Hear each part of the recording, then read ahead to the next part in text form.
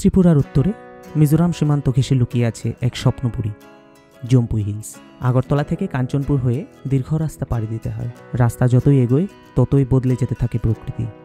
সমতল ছেড়ে যখন পাহাড়ি পথে বাইক উঠতে শুরু করে, মনে হয় তুমি ধীরে ধীরে এক অন্য জগতে প্রবেশ করছো।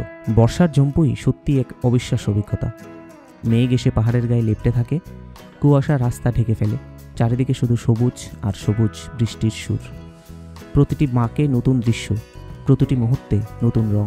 পাহাড়ের বুক চিরে ছোট ছোট ঝর্ণা নামে নিচে, আর চারপাশের নীরবতা ভাঙে শুধুই সেই কলকলধ্বনি। থাকার জন্য আছে চমৎকার কিছু জায়গা। এর আগে আমি ছিলাম ফুলদংসিতে এমজি হোমস্টে, সেখান থেকে পাহাড়ি সূর্যোদয়ের দৃশ্য একেবারেই ম্যাজিক্যাল।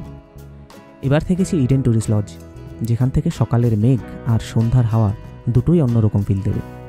বুকিং করা যায় অনলাইনে, আবার চাইলে ফোন করেও সহজেই রিজার্ভ করা যায়। জম্পুই শুধু একটি হিল স্টেশন নয়, এটি একটি অনুভূতি, ত্রিপুরার ভূস্বর্গ। এখানে এসেই তুমি প্রকৃতিকে নতুন করে চিনবে।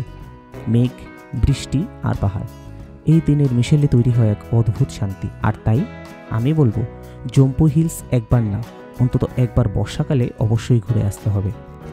কারণ জম্পুই হিলসে এসে বুঝবে পৃথিবী কতটা সুন্দর, আর আমরা সেই সৌন্দর্যের কতটা ছোট্ট অংশ।